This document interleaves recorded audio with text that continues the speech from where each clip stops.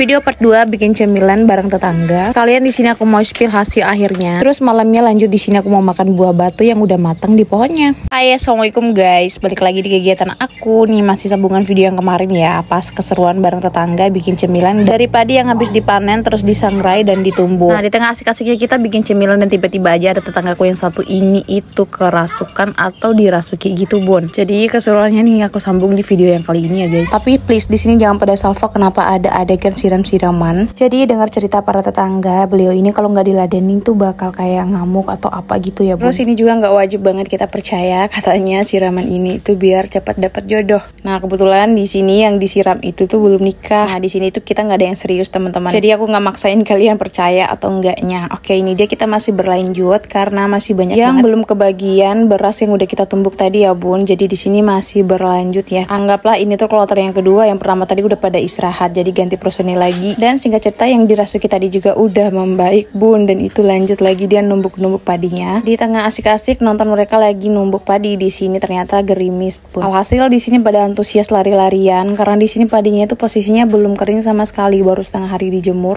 Tiba-tiba udah gerimis saja. Di sini kita ngumpulin dulu, nggak masukin dalam karung karena butuh 1 atau 2 hari untuk jemur padi, itu pun harus full matahari. Kalau setengah-setengah ya butuh 3 atau 4 hari, Bun, baru bisa digiling. Nah, untuk proses jemur padi itu teman-teman nggak boleh terlalu lama juga keringnya, karena nanti pas hasil akhir udah selesai dijemur itu bakal banyak banget beras-beras yang udah kepotong gitu, Bun. Nah, ternyata di sini sebagian ada yang masukin dalam karung, itu ada om aku yang bantuin, terus ini ponakan-ponakan aku juga bawa masuk aja langsung seperti ini karena besok itu bakal dijemur lagi, Bun. Nah, kalau kita masih mending ya cuma beberapa karung aja. Nah, lihat itu tetangga aku yang baru habis panen banyak banget. Pokoknya kalau lagi musim panen yang kita pengen itu matahari ya, bukan hujan, karena kita butuh banget untuk ngejemur gabah seperti ini. Kebetulan pas pulang kampung nih kali ini tuh di kampung aku lagi pada panen padi, ada yang panen jagung karena di sini itu orang-orang pada tanam jagung sama tanam padi ya. Oh ya, kebetulan kemarin banyak banget yang komen kenapa orang itu bisa kerasukan. Aku juga nggak tahu kenapa dia bisa dirasuki. Itu kalau dirasuki itu teman-teman datangnya tiba-tiba tanpa aba-aba gitu, tiba-tiba aja tuh misalnya kalau lagi ngumpul-ngumpul dia tuh kayak diam-diam dulu terus kayak baring-baring dan ternyata tiba-tiba kayak pejamin mata ya, nanti ketawa-ketawa sendiri gitu, Bun. Jadi pernah kejadian waktu aku umur 12 atau 13 tahun ya. Dulu kejadian sama mama aku sendiri, Bun. Di situ posisinya mama lagi sakit kan, terus aku jagain dia yang lagi baring-baring. Nah, tiba-tiba dia bangun terus minta rokok dengan tatapan yang lumayan tajam sih waktu itu. Bukan cuma rokok tapi dia minta telur yang setengah matang juga mau dimakan. Dan ketika aku kasih tahu tetangga, ternyata kata orang mama tuh lagi dirasuki sama makhluk halus atau makhluk gaib gitu, Bun. Oke, kita skip aja ceritanya seperti itu ya. Ini kita lanjut lagi. Ini tuh video keesokan harinya lagi. Sekalian di sini aku mau kasih lihat hasil akhirnya beras yang udah kita tumbuk. Terus di sini aku mau buka kelapa mudanya. Kebetulan kelapa muda ini dikasih sama tetangga aku lumayan imut ya guys, ada 3. Di sini walau kampung tapi kelapa muda itu asli mahal banget, Bun. Nah, setelah dibuka kelapanya tuh nggak terlalu muda, tapi nggak apa-apa, ini masih bisa dikerok langsung aja. Ini airnya aku masukin di sini. Sebenarnya itu masukin santan ya teman-teman. Cuman aku nggak terlalu suka sama santan, jadi nanti aku ganti pakai susu. Ini aku belah dulu terus udah dikerok-kerok sama mama. Karena kemarin kan banyak banget tuh yang kasih tahu enak banget tuh dicampur sama kelapa muda terus pakai gula merah. Ya itu mantap banget, Bunda, itu udah khas banget. Cuman karena aku di sini orangnya nggak suka banget sama santan ya. Jadi untuk santan aku skip, jadilah diganti pakai susu kental manis seperti ini. Aku pakai 2 bungkus aja. Sebenarnya untuk teksturnya ini teman-teman harus berair gitu ya.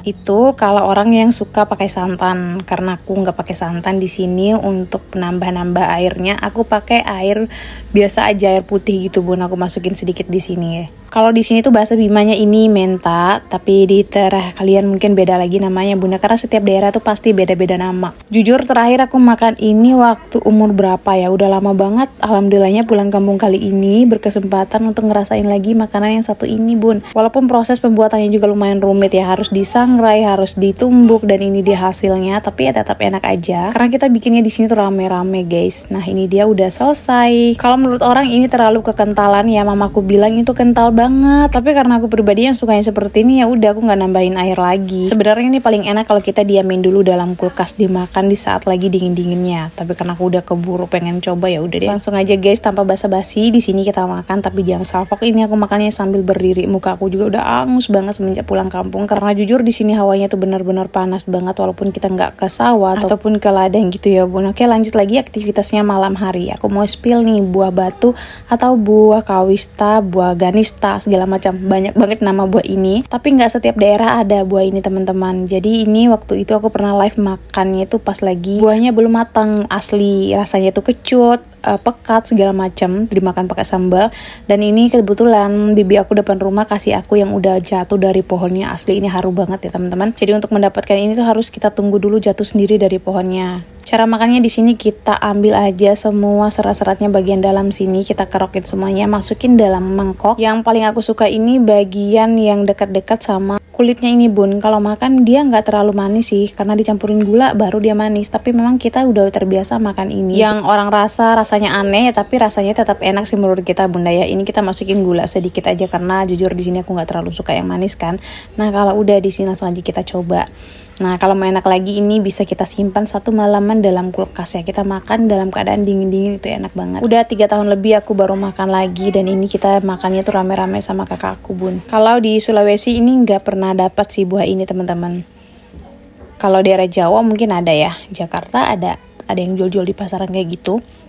Di Bima itu paling banyak. Buah ini paling banyak bun. Jadi kami kalau pulang kampung kadang dibawain oleh-oleh seperti ini karena buah ini termasuk buah yang kita rindukan di tanah rantauan, walaupun rasanya mungkin aneh menurut orang tapi ya tetap enak ya menurut kita ya bun. Sekarang aku lanjut lagi untuk makan-makan dan terima kasih banyak buat kalian yang udah nyimak videonya sampai habis. Semoga kalian gak bosan-bosan nonton video aku yang mampir di beranda kalian setiap hari. Sampai jumpa lagi guys di video berikutnya. Assalamualaikum warahmatullahi wabarakatuh.